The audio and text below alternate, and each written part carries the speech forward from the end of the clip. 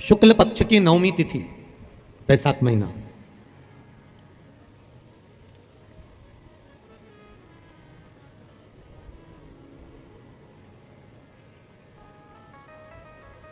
पीला चंदन घिसकर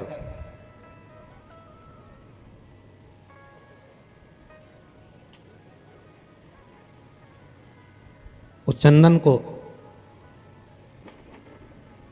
एक सुंदर पीपल का कोमल पत्ता, कोमल पत्ता मतलब एकदम, एक तो पीपल का होता है कड़ला पत्ता, एकदम कड़क हो जाता है, और एकदम होता है कोमल पत्ता।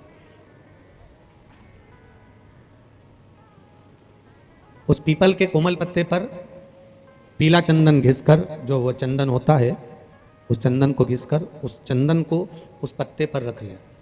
और महाराज उस पत्ते को मध्याह्न के समय पर, जैसे जब सुबह के समय पर सारी पूजन हो जाए, अर्चना हो जाए, भगवान शिव के मंदिरों में जल समर्पित हो जाए, उसके बाद में जब बाबा एकदम आनंद में विराजे हों, तब जहां शिवलिंग रखा होता है,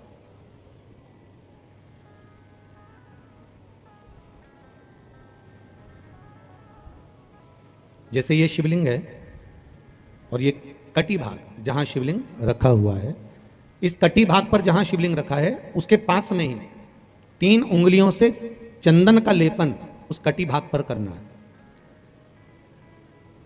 जो उंगलियां लगी रहेगी उसी को अशोक सुंदरी वाली जगह पर स्पर्श करना है, और अशोक सुंदरी वाली जगह पर स्पर्श कर कर कुछ देर तक चंदन लगे रहने देना है। उसके बाद में उस चंदन को वापस निकाल कर लेकर आना है, कटी भाग पर जो लगाया गया है उसको भी निकाल कर वापस लेकर आना है।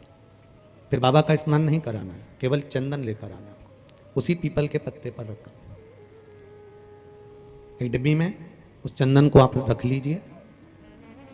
कुछ दिन जिसकी नेत्र ज्योति कमजोर है, चश्मा लग रहा हो, श्रवण शक्ति कमजोर हो, सुनाई कम दे रहा हो, उसके कंठ से इस ठोड़ी तक उस चंदन का तिलक लगाना प्रारंभ कर दीजिए, और नेत्रों के नीचे थोड़ा सा वो चंदन लगाना प्रारंभ कर दीजिए।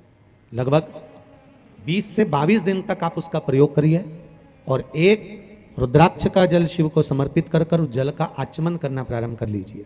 लगभग 22 दिन लगेंगे, धीरे धीरे फिर जाकर डॉक्टर को जांच करा लेना, नेत्र की ज्योति बढ़ना प्रारंभ हो गई है।